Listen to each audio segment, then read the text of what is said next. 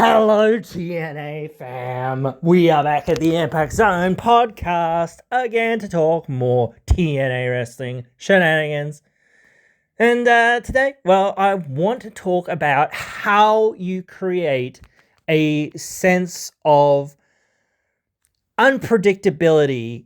Like, you can go into any show and believe that anyone can, win or come out on top like the champion or what have you, whatever. And I think it's not hard, but it isn't easy either in some ways because, this is what I was sort of saying with the whole hot potatoing the title situation.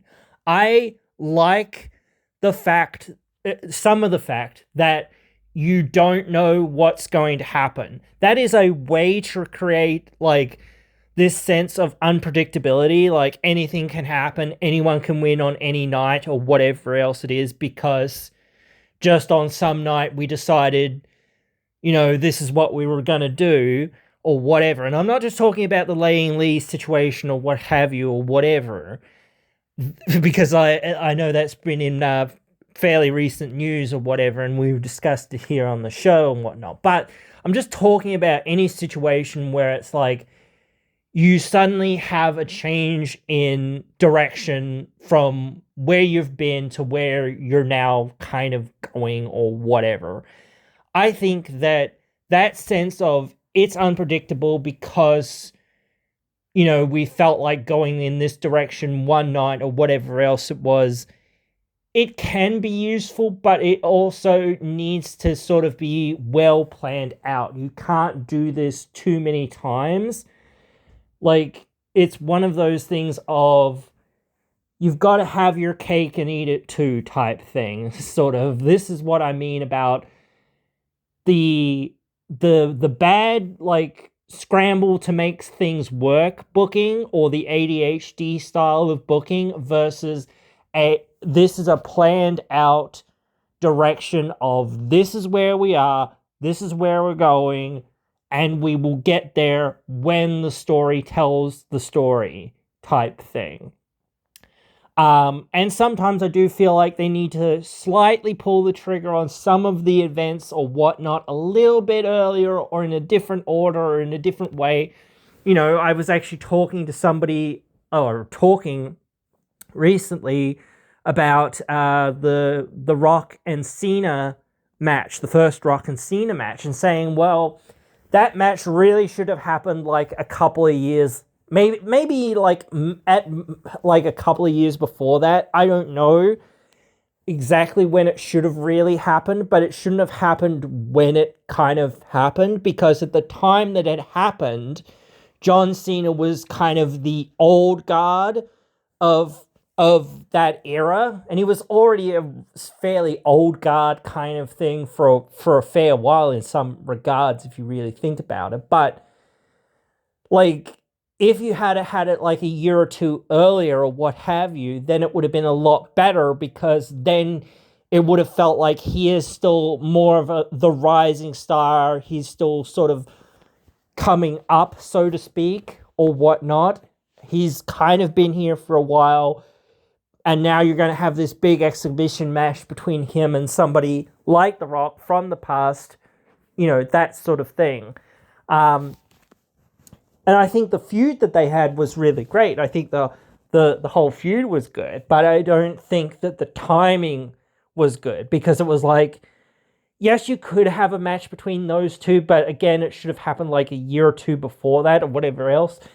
It should have happened earlier, so that you could build up Cena and then make more out of him, or use him in those last few years where he was the top drawer, but yet still kind of starting to fade off or somewhat fade off, as to help put other guys even further over, like CM Punk and whatnot, all these other people and whatnot.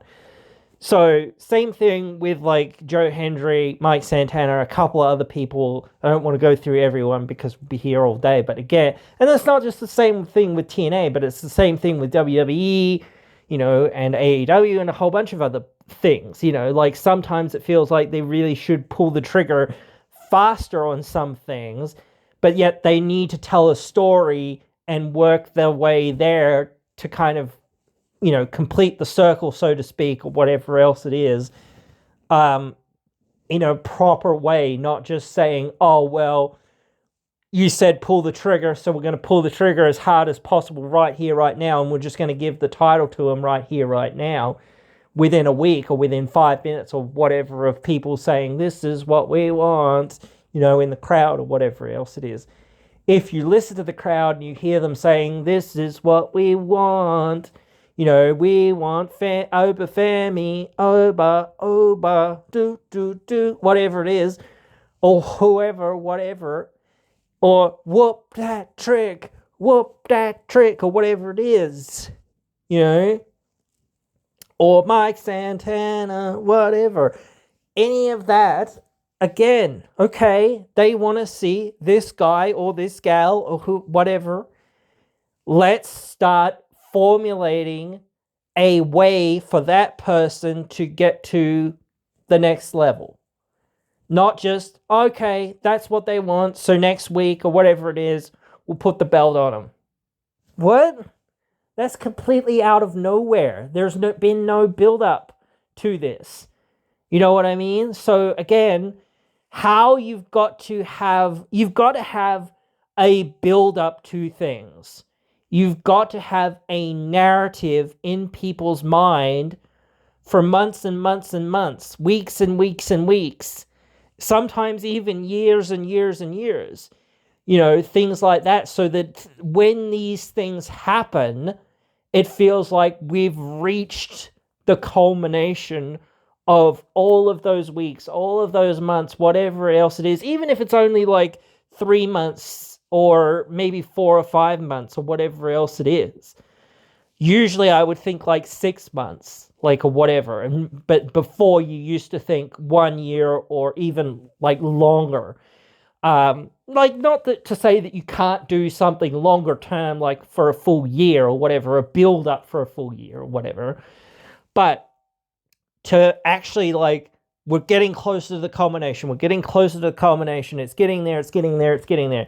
And this person is in the main event or in the semi-main event or in a regular position or in a regular storyline or an on and off, like, sort of position with the champion.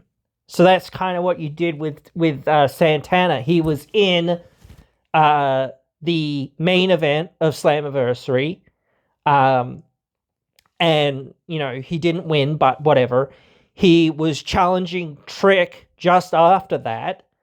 And he was in several other major matches, against Trick and still in a storyline with Trick and whatnot for all those 6 months up until when he won the title.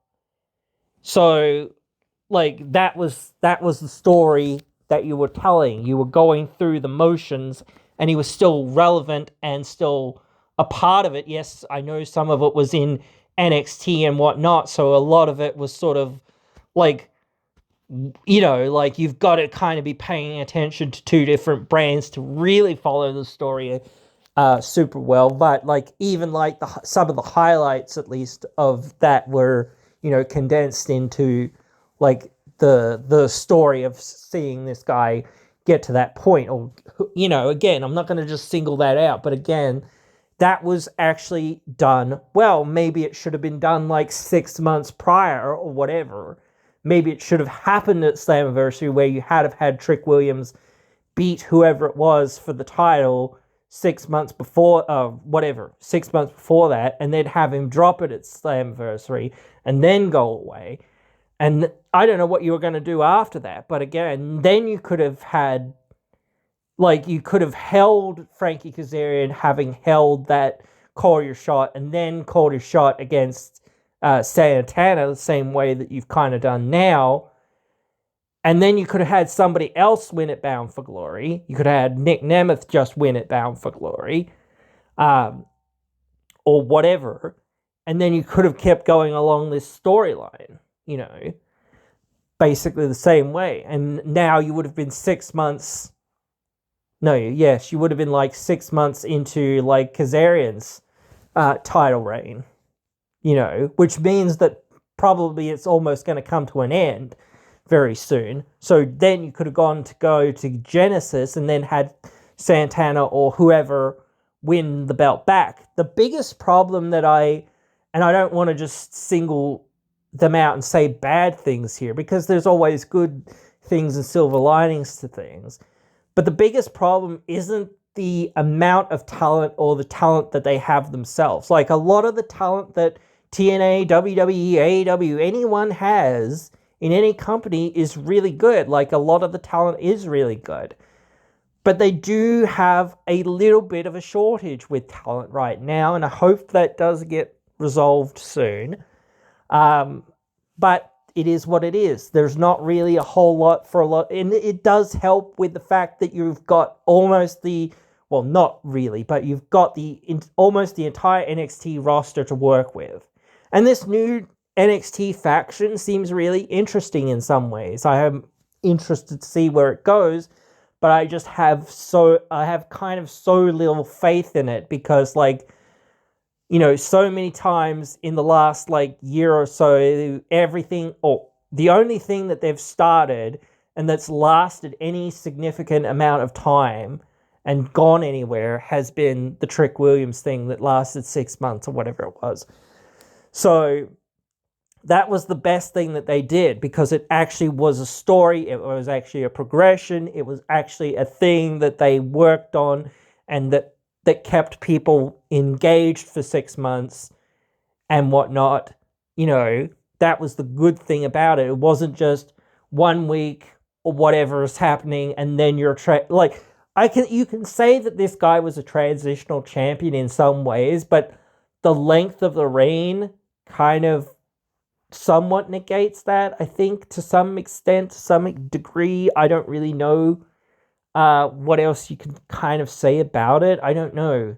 But still, it's really tough. You can sort of say that Mike Santana was a transitional champion, though I don't really think he 100% was in some ways. I think you've kind of got to look at it in another way or in another direction or whatever and say, well, where are we at? Why are we at there? Etc. Things like that. I don't know. But it is a bit annoying to be again, it's making certain decisions quicker, or decisions, or putting certain people into certain positions sooner isn't my thought of we're hot-shotting somebody. Having somebody act the difference is obtainment. I think the biggest thing is obtainment.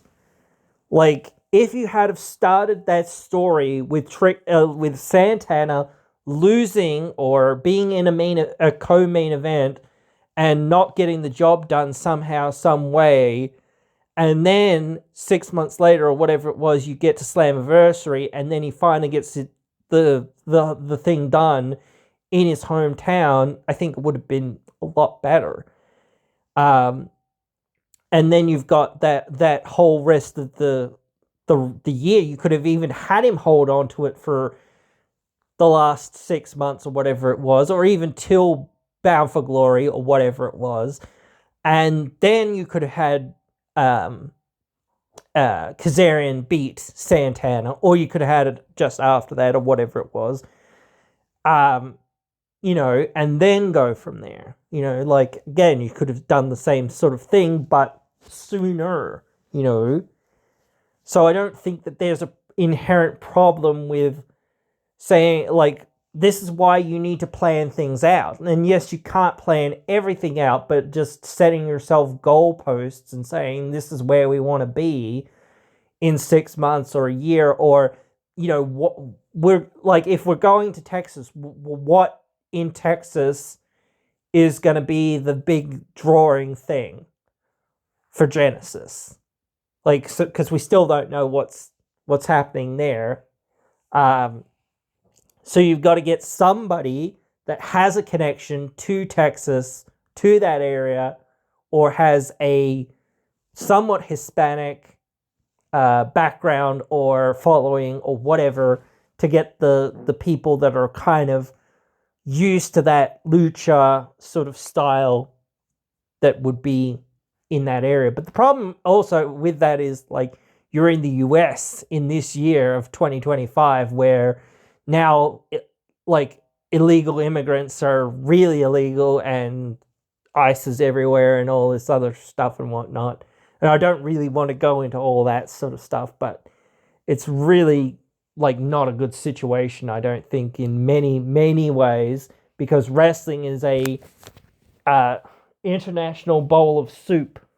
If you've ever really followed wrestling, it's all about different people, different walks of life, different cultures, etc., etc., etc. So to actually build a narrative, you need to have the wrestlers not just competing, but actively engaging in a story that relates to somebody that is either the champion or one of the top contenders to the champion.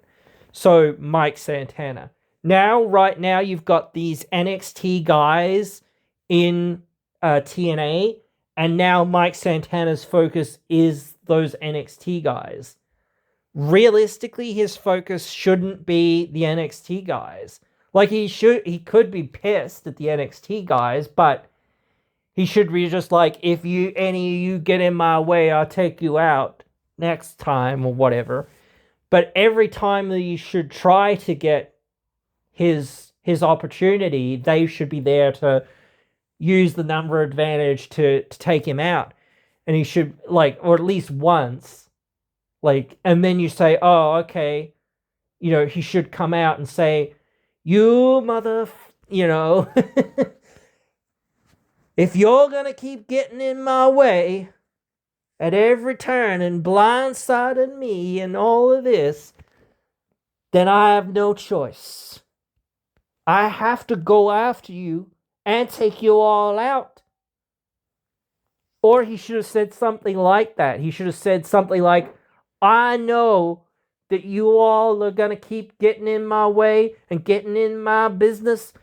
So if you are going to do that, then I'm going to take you all out.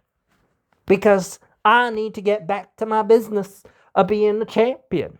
Like, you can paint somebody being a bit smart and saying, hey, we realize that this probably isn't what people actually want Mike Santana to be doing, but this is what we've got planned for Mike Santana. We need to give him 6 months of doing something or whatever else it is, so that when he gets finished with that, Kazarian has had a decent title reign and now it's time to move the title along, but it still is like, you can still like do that, but it's still like a little bit more context or a little bit more here would have like meant people feel a little bit better about it, because it's like, this feels like a distraction rather than this is his crusade. He has to get rid of these guys, because if he doesn't, they're going to keep coming and keep attacking him. Like, even so, you should have actually had them attack him again and then had him had the promo and then him, like, sort of thing. Either you should have had them attack him again and then had the promo, or you should have had him saying that he knows that they'll attack him again, because he's got a big target on his back, because he's actually like one of the top guys in TNA. So obviously he's got a target on his back. So that's something that you could work with. Rather than, oh, this is just filler. This is just stuff that's just happening while we're waiting for this to, like, and so we're going to have to wait 3 months, 6 months, whatever it is, before Santana's getting, like, obviously, like, in some ways, there's always going to be that, like, level of, oh, well, this is just filler for Santana, It needs to become, like, again, it needs to become more personal, too. It needs to become more personal between them. So you can feel like, yeah, Santana might actually on this recent upcoming episode, I believe he's got a match. He's probably winning that match. I'm thinking, but that's just a TV match, so that like match doesn't really matter. It's the pay-per-view match that matters a whole lot more. And like if you're gonna set somebody up for 6 months worth of story, I feel like you've kind of got to have them lose at the first step to kind of get that ball rolling. Like it's the same thing. This faction's coming in. The same thing with like the Nexus many moons ago, or any faction really. Their first like major match, you need to have them like, especially like a lot of their first major matches, you need to have them win so that you can present them as a threat. You can't present them as a threat if they lose their first few matches. They can lose their last few matches very easily because those will be their matches that they're leaving the company on. And hopefully by that time, the company is in a better position because you've been telling this story for 6 months or whatever it is. Also, like I said this before, like you've got to kind of look at this invasion angle as almost one of the last kind of stories that's really going to permeate this NXT TNA like partnership for a while. At a certain point, it is going to be over, and I believe that it is going to be after, this next year. So I think like this feud has got to last nearly a full year, 6 months to a full year.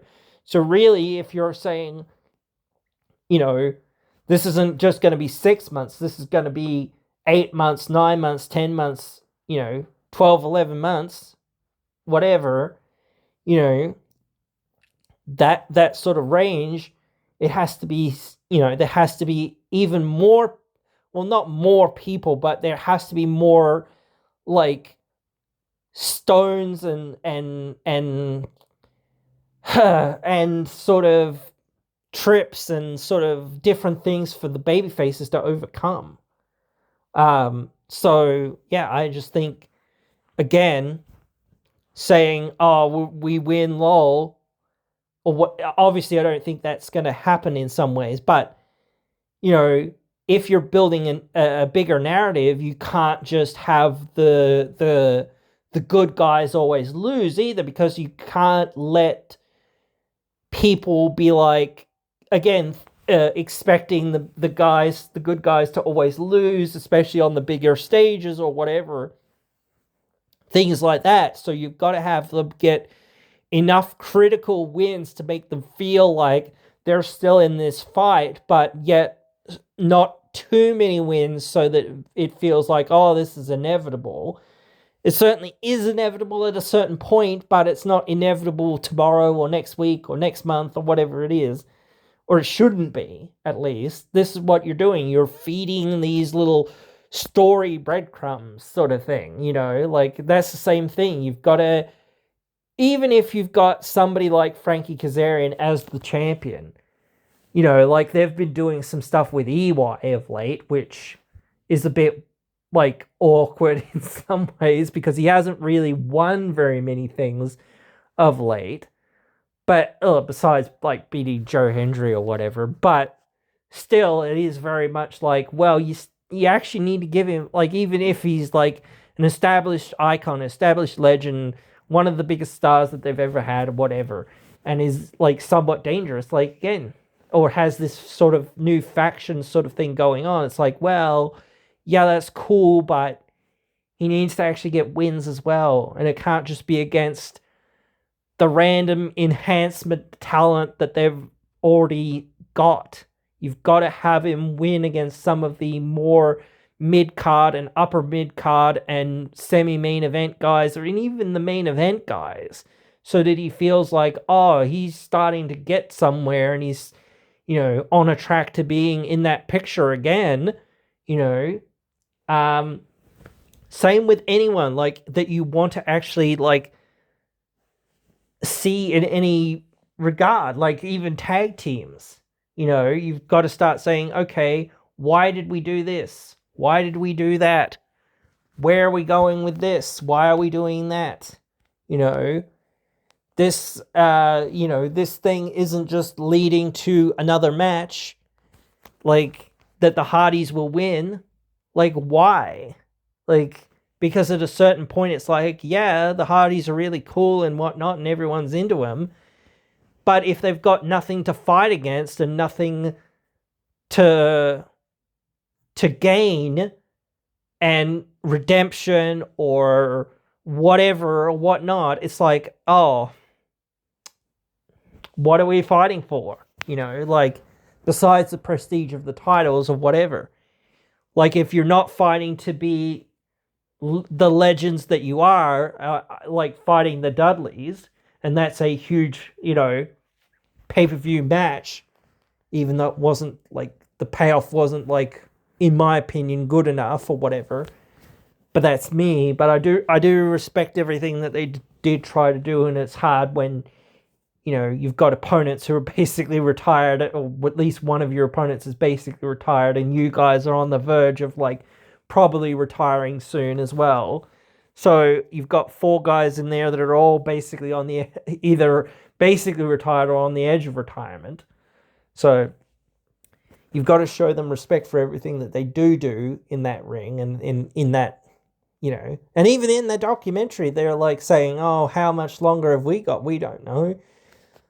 And, like, I would have said, dudes, you just don't, honestly, because you haven't shown that. You haven't shown that in the ring, or you haven't gone, okay, we can't go to the level that we used to go at, so we need to be, just come in, do our few spots or whatever else it is, or we've got to be the ones that are on the mat selling for basically the whole match until someone finally, cracks the hot tag, and then we come in, for the last little bit and do the finish or whatever, and that's it. We can't really do much else. We can't, carry the match. We can't, do that. But the way to create that level of intrigue, or that sense of anything can happen, anyone can win, or whatever, you've got to tune in, not every week, because those are more the build up to matches, more or less, but you've still got to tune in every week to see these build ups, because what if this team over here wins? And that's why, again, like, you can't go a pay-per-view by having, like, nothing on the line, because if the titles aren't on the line and in jeopardy, then you're wasting people's time. Like, that's what I mean. You can't have a time where somebody's left off the show, or somebody's not defending their title and not in a story with somebody about that title. You've got to have this every single month, because those are when your pay-per-views, or whatever you want to call the minor shows, the minor pay-per-views, or whatever you want to call them, are. You've got those minor shows every month. So every month you need a new challenger, and you need to have already built them up. You need to you've got a lot of talent there. You need to build up these guys, whoever it is. I don't care. If they're a tag team, they're a tag team. Let's stop messing around and saying AJ Francis is a single star. No, he's a tag team guy. No, he's a single star. No, he's a tag team guy. He's in and he's out. He's out and he's in. He's in and he's out. You know what I mean? Like, you have to say, no, he is a tag team guy for the next 6 months. That is it. We are not doing anything else with him. He is a tag team guy. He might have singles matches, but those singles matches relate to the tag team scene, or whatever. I don't care if it's the main event or semi-main event or whatever it is. Whoever it is, and I'm not just singling them out, but again, like, they cannot keep having teams be like, you're in the tag team, you're out of the tag team, you're in the tag team. Same thing with Lei and Lee. You're in the tag team, you're out of the tag team. Now you're in the main event. Now you're in the tag team. Now you're out of it. Now you're in. Now you're out. Like, either you're in the tag team or you're not. That's it. Like, if you're going to use that tag team as a vehicle to tell a story, okay, all right. That's different. But You're either one or the other. You cannot be like a tag team and a singles act. You've got to be either a singles act or a tag team. You can't be jumping between one and the other. Like, you know what I mean? I said this before when I said the Rascals could occupy different roles. Two of them could be a tag team. The other two can sort of fit into different roles, either being like in the X division or being in the like international title scene. Like, I don't know which ones and which where and why where and whatever. But then it's within 6 months, you've kind of got to swap them all around so that you like. It's sort of hard as well because it's like once like Myron Reed loses in the X division and once like a lot of those guys have kind of lost in that division, it feels like, well, you know, what else is there for them to do? They don't really have anything to do in that division. They've just got to face Slater, and it's like not the best position to go in because they're all baby faces. So it's like, well, what is the story kind of about that you could craft with them in saying they're going to go up against Slater? And that's where I'm saying, again, you need more guys to tell more stories with. You can't just rely on the fact that we've got these handful of guys that are great. And it's like, yeah, again, unfortunately, it does feel like they're over-reliant on NXT right now for a lot of the, you know, stories and crossovers and whatnot. And like I said, it's like you've got to ignore NXT in a lot of ways. You've got to ignore NXT because you never know, like what, as I've said, like that does produce some amount of like, oh, what's going to happen this week or what's going to happen here or what's going to happen there. Like, again, even though, like I said this before, it would be like, it is kind of cool to see Dango, who's just said, hey, I'm going to retire in January, get this opportunity, but it really hasn't been built up. And he hasn't been built up as a credible guy, even though he's got this recent win and whatnot over EY. It's kind of like, well, you need more than that. You need more than that. You've got to have this whole journey. And I guess, again, like, they didn't want to like hold out till Genesis or whatever it was to tell that story, but they should have told that story like a lot sooner. They should have like been off the, you know, again, this is why, again, when they took that whole month off after Bound for Glory, it was really bad because like that like cut down the amount of storytelling that you could have done in that month, you know.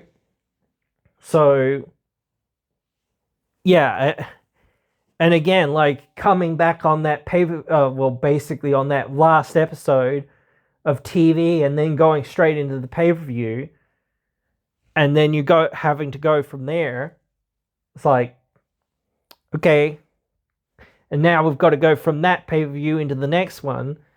It's like, you know, if that show had been at like closer to the start of the month, and like, again, this is how you can sort of like make things longer and make things easier on yourself. If you have something that's in the first week of the month, at like, let's say January 1st, and then you have your next pay-per-view in February, but it's like the last week of February, like the 29th or whatever.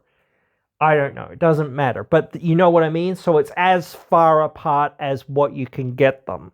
Yes, the next month is probably going to be really wonky as well, because you've still got to have a pay-per-view in March, and the furthest away you can get it is like March 29th or March 30th or whatever.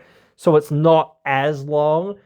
But those major shows should be like further apart from the more minor shows as well, to help you build up those more minor shows. In some ways, I don't know, because it's like they're always going to be in that situation of, yeah, this is predictable, might as well not even tune in because we know Dango's not going to win. The Hardys titles aren't even on the line, or whatever. This sort of thing, like it's all predictable. Or I should have said the Hardys title wasn't on the line recently, but like, you know, I just realized that it is on the line this time, whatever. But you know, still, when you have like it recently at Turning Point wasn't in that, and you might say, oh well, that doesn't matter as much, whatever, da da da da, because you know, they had 1 day turnaround or whatever else it was. That doesn't matter. Doesn't matter. You still should have them defending their titles because, like, even if you think to yourself, well, are they going to lose? Probably not. But it doesn't matter because at least, like, there is something else of you being like, oh, well, they could lose their titles. They might not. They probably won't. But, like, still you might have that perception of, like, at least the titles are on the line. At least they're in jeopardy in some regard.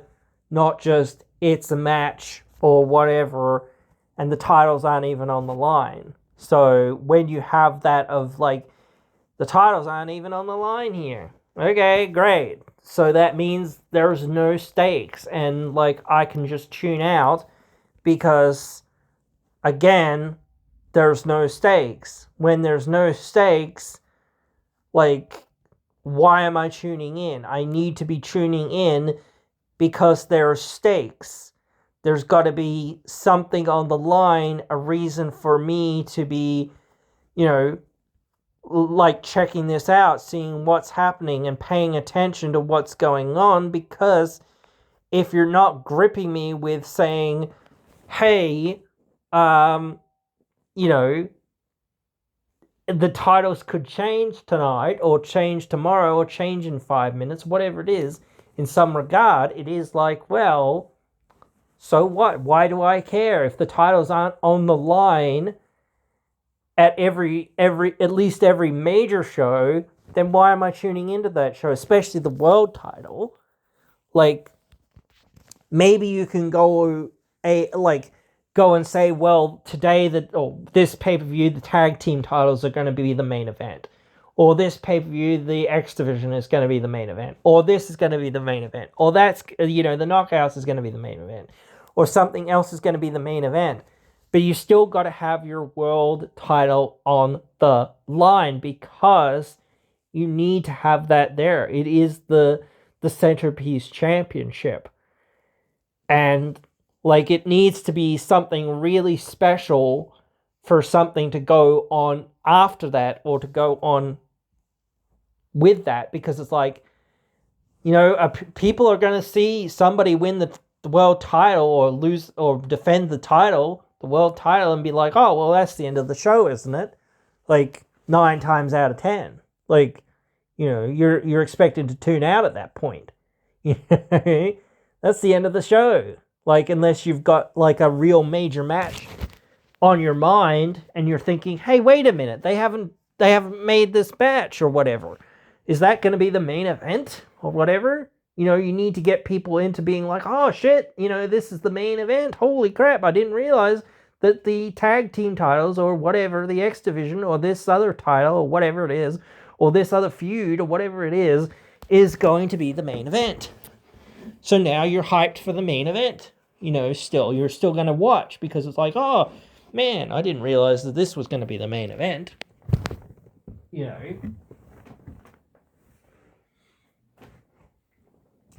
So yeah, like, every time that they have a show, especially the major shows, you've got to have built up everybody who's in those matches to the nth degree to make it feel like, holy crap, anything could happen, and we've got to see whether are we going to see this person win? Like, how is X person going to retain?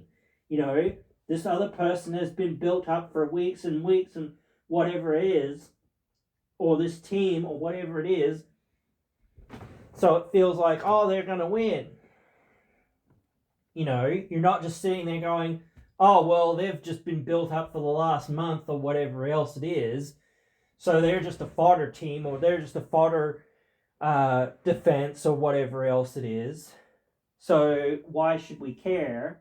Nothing here has been built up to that point of us feeling like, you know, oh, well, we don't just expect to see somebody win. We don't know whether they're going to win or whether they're going to lose, because, again, you've done a good job of building up the people that are actually going into these matches or going into these situations, where it's like, okay, do we really think that somebody's going to win the title, you know, after somebody else just won the title a month ago?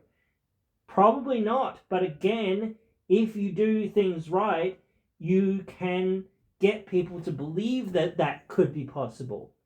So those are the things that make, like, the pay-per-views and the shows, like, unpredictable, and, you know, have that feeling of, like, anything can happen, anyone could win, you know, they could surprise us. You can't just say surprise, you know, every week or every month and expect people to be like, wow, cool, every week they're, or whatever it is, they're going out of their way to do some surprise thing that hasn't been built up or hasn't got any story behind it. So these are like just like swerves in a way. It's like, oh, you thought we were going this way? No, we're not. We're going this way now, motherfucker. You know, like, or whatever. You can't just keep doing that. Like, you can do it sometimes, but you can't, you know, keep doing it. Because it doesn't build interest. Especially if somebody's not going to be there or whatever the next week after that. Like this is what I mean with the situation with the Knockouts title right now. Is Kalani Jordan even going to be there for at all ever again? Do we know? Does she know? Does NXT know? Does anyone know? You know, have they decided? What if, you know, I don't care if she's going to be there or not going to be there. Because now, again, you've rushed through this story that you could have had for 6 months or whatever it is, that would finally culminate at a certain point, whatever it was, but you just decided, oh, or they just decided, oh, well, we can't, you know, actually lend you this person for however many weeks or however many months or whatever else it is that we said we would, you know. So now we've got to make the best of this situation and say, okay, you know, let's go in a new direction, and let's, like, again, that's why, like, Lay won it, because it's like, well, you know, they couldn't put it on Jordan because, you know, not just because it's already been done or there's nowhere to really go or whatever else, but it's like, well, they probably couldn't, or they felt like they couldn't send her over for any length or period of time to another promotion to, you know, actually make that thing happen. Like saying, hey, let's promote this thing for a few weeks or for a few months or whatever it is, and they're going to do something, and then they're going to go and put somebody over after whatever it is, and then they'll come back here, you know, and there'll be a bigger star for it, you know. You know, I don't really think you can do that much more with her in that position and make her a bigger star in many ways, because she's already as big as what they can kind of make her there in TNA. So at a certain point, it's like, well, why would we send them back unless we're like, nah, we don't really see enough in you, even though we signed you and basically tampered with your contract and all of this other stuff, and whatnot to get you over here, and whatnot. And now, oh, yeah, we don't see it, so bye. You can go back to TNA now. See ya. Or whatever. Like, that's where it's like, dude, come on. It's a lot of BS sometimes where it's like, it does feel like they, like, I don't know whether they go out of their way to hire people just to kneecap TNA or kneecap AEW. Like, but they have so many goddamn talent. And they have, like, and that's why, like, again, a few months back or whatever it was, they had to have another purge of talent, or they felt like they had to have another purge of talent because they just didn't know what they were going to do with them all. And, you can't build everyone. That's the thing. You cannot build everyone. And I think, like I said this before, but you kind of need to have jobbers. You need to have, your undercard guys, because your main event guys are only like as good as what the rest of your roster is. But your rest of your roster needs other guys to go up against. So you need your free wins. Like, those matches probably aren't, like, unfortunately, a lot of them aren't going to be on TV most of the time because they're not worthy of being on TV because they're just jobber matches. So it is very much like, well, so what? Why even have them there in some ways? But everyone's going to be a jobber at some points. You've got to be, able and willing to take the pins in any match. Like, there's some reason to be like, sort of like talking and saying, I don't know about this, like how, like just saying, how am I going to rehab from this? How am I going to come back from this? How are we going to write that story? Like, maybe, or whatever, pitch to me like the story afterwards, because like, where am I going to go from here, type thing. And if you say, oh, well, we're going to focus on you like rehabbing or whatever, okay, cool, that's somewhere for me to go, not just, oh, we don't know, we'll figure it out, maybe, bye. Like, okay, then, obviously you do not give a single rat's about me, and if you see me in that position of just being, an undercard talent that just, has decently alright matches just to put over other people over, then I can go anywhere to effectively do that, and, like, I can be getting paid just as much, if not more, from doing that. Or I could go somewhere else and actually be one of the top attractions, in those promotions, because there I actually have the opportunity to showcase what I've got, rather than you guys just going, well, we don't know. We've got a million other guys. We've got million guys here that could be something or might not be, like, so we need to see, like, and that's not too bad to say, oh, that we would prefer to see, like, and in a way it's like cheap, WWE is very cheap in many ways. They don't really make their own stars very much, honestly. Like, sometimes they do, but, like, honestly, they take whoever is all kind of already getting over and or already over, or already sort of at that peak, to being like, okay, let's bring in this person. They're already, a big time deal somewhere else, so we can already see how, they would work and how they would draw and how the crowd reacts to them, and sort of the vibe of that character, so we would know how we can utilize that character, or ways that we can see, hey, that no one's really thought about using this character in this way, so we can put our own spin on on that character and make it successful in the way that we want to see it, or whatever. But we're not really, not to say not reinventing the wheel completely, but we're not really reinventing the wheel completely. We're just saying we're going to add our own flair, our own twist, or whatever to this thing.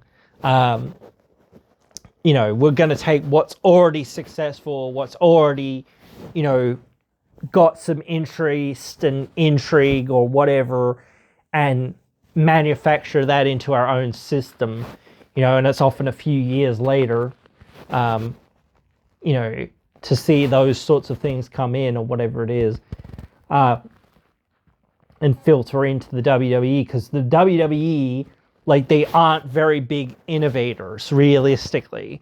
Like, they just try to copy or try to,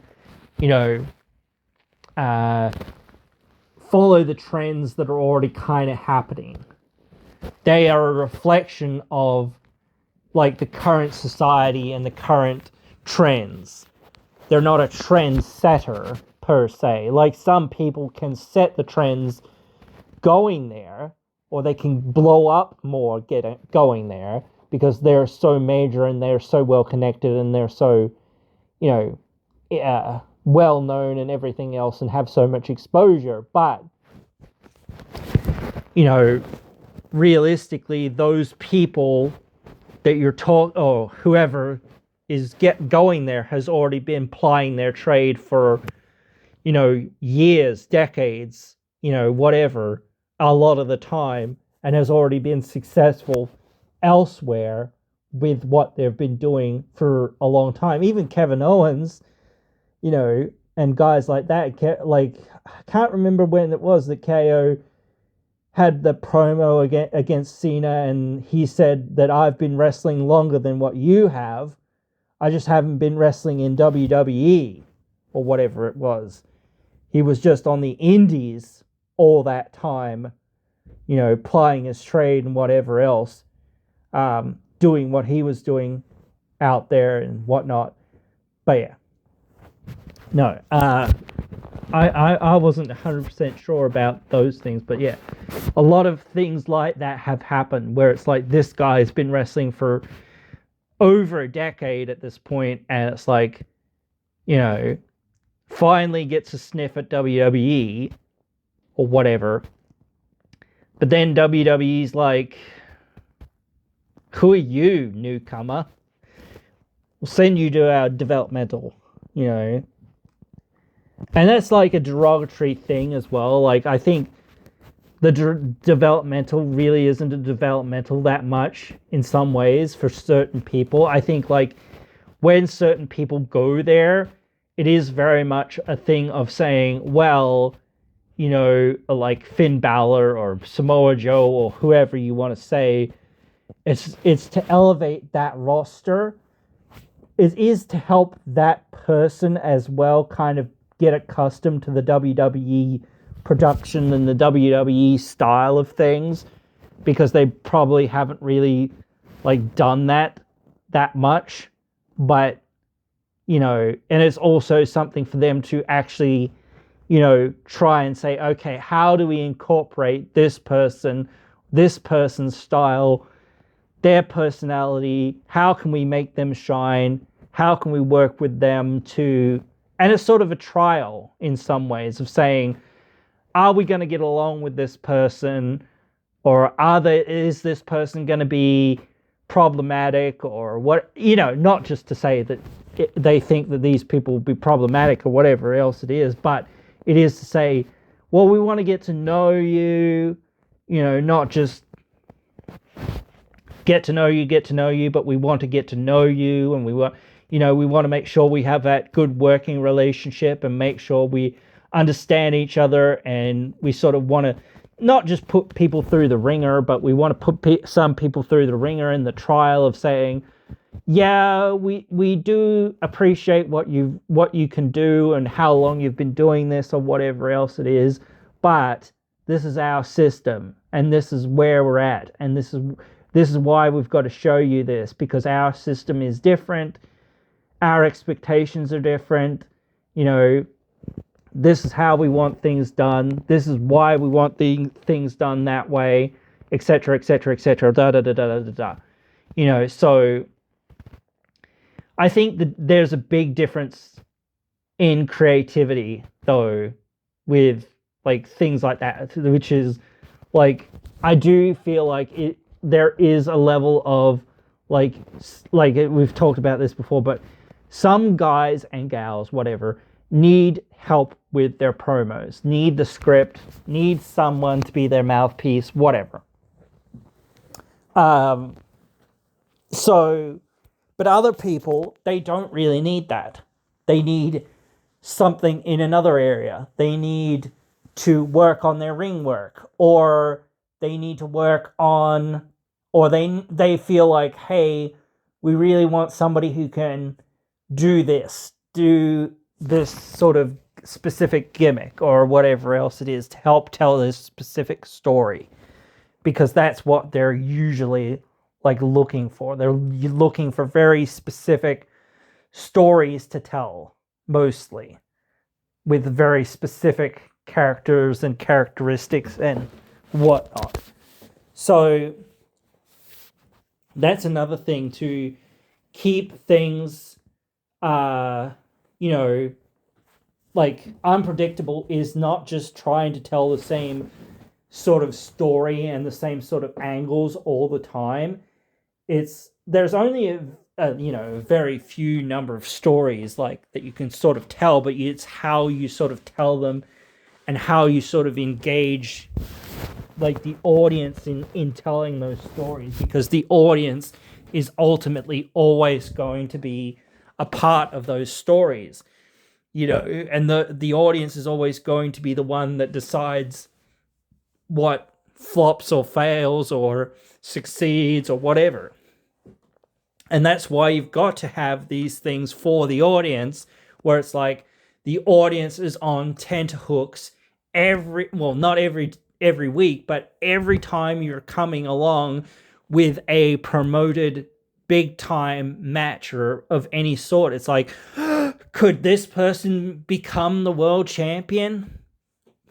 No matter how unlikely it is, you need to have made, or how much that it's going to be like, no, they're not going to do it. It's not their night, whatever. You need to have spent as much time as possible in the build up to that match saying, this person is going to win. This person is going to win. Like, showing it. They've won all these matches. They've, had this great story, whatever it is. And now it's their time. Now it's their chance. Now it's their opportunity to get in there, take on whoever it is, and, potentially walk out with the title. So you need that jeopardy or that feeling for people every month, every single time that you're going out there for these shows, so that people go, oh my God, I can't believe that such and such didn't win. They've spent all this time building it up and building it up and building it up, but he didn't win. He couldn't get there. He couldn't get it done. Whatever. Because that's the best. It's when it's like, I can't believe that after all this, he didn't get it done. He did an amazing job, and that's the suspension of disbelief. Because if you're not getting people to suspend their disbelief and you're just thinking, oh, this is just another Sunday or whatever, where somebody's challenging somebody and they basically have no chance because they haven't been building this up on TV. This other person hasn't won very many matches. They haven't had a story for a very long time about this thing, about them winning this match, getting their redemption, winning the belt, whatever else it is. You always need those sorts of things of being like, no, they're gonna, like, it seems like they're gonna get it. It seems like they're gonna get it. It seems like they're gonna get there. And then they either do or they don't, But it should always be like that. And it is tough to create that in some ways, because like not everyone can be the top draw or whatever, but you have to make everyone feel like that, because otherwise everyone feels like, or well, almost everyone that's especially on these minor shows feels like, whatever. They're not winning. I can skip it. Like, so why am I paying my money or, tuning in to watch? That's why a lot of people don't watch these things. It's because it's like, whatever. They've barely been building this up for a month. So what? I don't care. And even if the specific story hasn't been built up between those two people, it's like, okay, but they've been building this other person for months and months and months. It looks like, even like a couple months. Like if you had Dango say, after, as I said before, after Genesis, I'm retiring, and then saying, I want one more shot at that world title, and, saying stuff, and then saying, I'll go through any number of matches, I'll go through, triple threats, I'll go through fatal four ways, I'll go through any number of matches, and, against as many opponents or whatever as you put in front of me in the next month to prove that I deserve it, So then he goes through like the next month or whatever of winning matches, and then you're like, oh, okay, you've won a few matches, you've done well. Here's a number one contendership match against Eric Young at Turning Point. Okay, great. Instead of it just being on a random episode of TV. Now you've got that big match. Now you've got this big scenario with, with things. And now you've got, this big match with him and the champion, finally, after, a month of him winning matches and earning a number one contendership at the pay-per-view. Now we're going to see, this guy try to get his title, So, yeah, you've got, or whatever it is, even those sorts of things. Same thing here with, like, Lee. It's like, should have been building it up, should have been saying, she lost to Kalani, but now she's, you're not just using her in the tag team scene because you need tag teams and you can't figure out, whether she's in a tag team, she's doing the hokey pokey. She puts her left hand in the tag team, she puts her right hand out, she puts her left hand in, and she shakes it all about.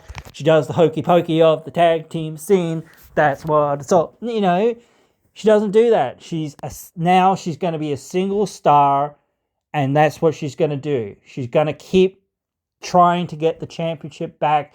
She's saying, doing promos against Kalani for weeks and weeks and weeks after she lost that match, whatnot. This is, I'm going to work for my redemption. I'm going to work for my redemption. I'm going to work for my redemption, da-da-da-da. She beats some people, whatnot, and then you have that match, and then it's like, oh, now it's a story. Now it's an angle. Now it's a, even though it was only a few months, or basically a couple months long, at least now it has a narrative, and now you feel like that narrative has somewhat paid off, even though it was a short one, rather than it just being, oh, she was in a match with Kalani, then they had another match together, and now she's won. Oh, okay. But there really wasn't a lot of storytelling there. There was a little bit where it's like, you've got an opportunity against Kalani and Jordan Grace now. Oh, okay, cool. I'm going to fight to win. Great. But you haven't won any other matches or done anything else or told us the story for the last, 2 months or last month or in a bit of saying she's a single star. You need to pay attention to her. She's still trying to get a redemption. She feels, betrayed by this, blah, blah, blah, whatever it is. Kalani doing these things or whatever on NXT, and whatnot. So you didn't do those things. Like, why not?